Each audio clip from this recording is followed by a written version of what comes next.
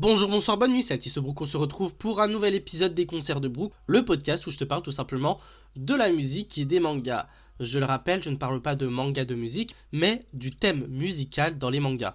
Je peux autant te parler donc d'un Your Lie in April qui est un manga de musique, ou de Brook qui est un personnage qui fait de la musique. Bref, un thème qui mélange mes deux passions, le manga et la musique. Aujourd'hui, de quoi va-t-on parler ? Je me suis dit pour cet épisode 2, pourquoi ne pas tout simplement parler des mangas que j'aimerais avoir. Alors bien sûr, entre le moment où j'écris, le moment où j'enregistre, le moment où je poste, il peut y avoir des évolutions. Donc, en soi, comme tout lecteur de manga et tout lecteur tout court, on a toujours des mangas qu'on aimerait bien acheter, des mangas qui sont en haut de la liste. Et le souci, c'est qu'il y a plusieurs restrictions à ça. Parce que, oui, on ne peut pas tout acheter d'un coup. Déjà, le compte en banque, ce n'est pas inépuisable, il y a un loyer à payer, il y a des courses à acheter, il y a des trucs genre un peu plus importants, du matériel scolaire, du matériel pour, je sais pas moi, des chargeurs à acheter parce que le nôtre est défoncé, une pièce d'ordinateur à changer, une pièce de moteur à acheter, à remplacer, etc., etc. Bref, plein d'aléas. La place aussi dans nos bibliothèques, dans nos mangathèques, ça compte aussi, mais on peut quand même se faire plaisir. Et bien sûr, ces mangas-là sont toujours prioritaires. Donc quel manga est-ce que je voudrais acheter ? Alors le premier, c'est tout simplement The Soft of My Soul. C'est un manga de chez Akata et c'est simple. Je l'ai vu en librairie, je n'ai pas lu le synopsis. J'ai vu un violon, j'ai voulu l'acheter. Ça s'arrête réellement à ça, concrètement. Ma volonté à vouloir acheter The Sound of My Soul, c'est juste du violon. J'ai quand même cherché le synopsis, je vais vous le partager, mais je vais pas vous mentir que c'est vraiment la motivation première de vouloir acheter le violon. Donc le synopsis, de quoi ça parle ? Mizuki a 11 ans et il vit avec une hypoplasie cérébrale qui provoque parfois chez lui une paralysie partielle. Malgré son jeune âge, il connaît déjà son rêve, devenir violoniste professionnel. Aidé par son ami sourd, il s'entraîne sans relâche pour trouver le bon rythme et surtout sa propre manière de jouer, de s'exprimer. Mais tandis que les semaines passent et que la question de l'entrée au collège approche, Mizuki va devoir faire face au validisme de la société.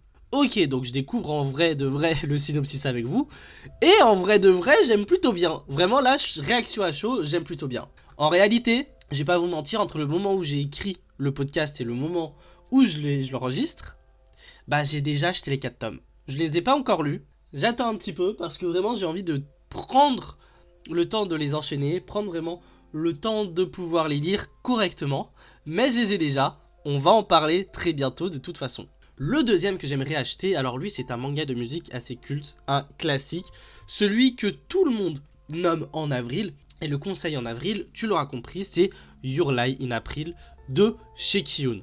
Concrètement, je l'ai déjà vu en animé. Et j'ai réellement adoré, ça, il n'y a aucun doute là-dessus. On va d'ailleurs en parler plusieurs fois dans ce podcast, dans cette série de podcasts, que ce soit dans un prochain épisode ou non, mais on va réellement en parler. Alors de quoi ça parle, Your Lie in April ? Kosei Harima a 11 ans et c'est déjà un virtuose du piano. Formé avec la plus grande sévérité par une mère qui lui inflige d'interminables séances de répétition, il écume inlassablement tous les concours nationaux où son talent éblouit les juges. Mais le jour où sa mère meurt d'une longue maladie, il perd complètement la faculté de jouer de son instrument, victime d'un blocage psychologique. Le jeune garçon n'entend plus le son du piano quand il essaye d'en jouer.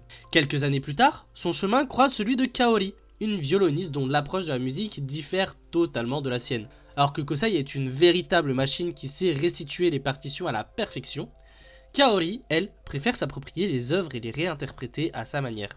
La rencontre avec cette jeune fille au caractère explosif va bouleverser les certitudes de Kosei et redonner un sens à sa vie. Voilà également pour le synopsis du coup de Your Lie in April. J'ai appris qu'il y avait un spin-off, Your Lie in April Coda, enfin je crois que c'est un spin-off, pourquoi pas aussi enchaîner là-dessus après.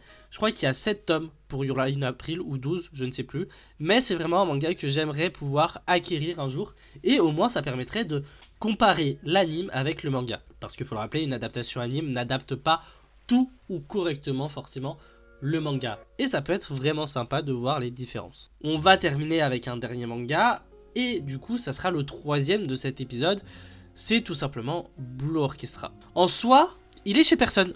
Aucune maison d'édition en France ne l'a, et c'est normal, personne ne l'a édité. Personne n'a voulu acheter cette licence, et pourtant il y a déjà une saison 1 qui est arrivée en France, dont tout simplement j'ai adoré. Franchement, faut se le dire, L'anime était vachement sympa, plein de nostalgie parce que j'ai fait de l'orchestre et que ça m'a rappelé plein de moments de ma vie en tant que musicien en orchestre. Donc c'était vachement cool. Mais encore une fois, de quoi ça parle? Hajime Aono est un véritable virtuose du violon depuis l'enfance. Il était même déjà prédestiné à une carrière internationale jusqu'à ce qu'un drame personnel le contraint à abandonner la musique. À l'aube de sa dernière année de collège, alors qu'il est en proie à de nombreux questionnements quant à son orientation future, sa rencontre avec Ritsuko Akine, une violoniste débutante qui rêve d'intégrer un lycée reconnu pour son orchestre de talent, va remettre en question ses choix de vie. Voilà un petit peu pour Blue Orchestra, pareil qui est un manga toujours pas disponible en France et ça je suis triste, vraiment je l'attends en France, je veux le voir un jour en France. Mais voilà pour les 3 mangas que j'aimerais lire, du moins que j'aimerais acquérir un jour. Alors pour les synopsis, je tiens à préciser que je me suis basé sur Manga News. Je vous avoue que c'est un peu le site que je préfère pour tout ce qui est annonce manga, pour tout ce qui est présentation de manga, etc., fiche de présentation. Sachant qu'en plus de ça, c'est le même site qu'utilisent mes libraires pour faire leurs recherches, etc. Donc je me dis qu'il est plutôt fiable.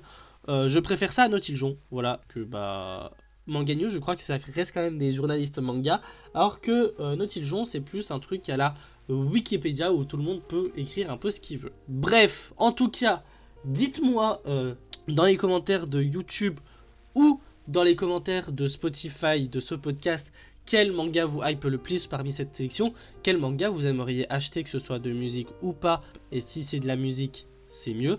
Mais en tout cas, nous on se retrouve très bientôt pour un nouvel épisode des concerts de Brooke. Je te laisse également aller écouter les autres podcasts. Bref, en tout cas, moi je te salue.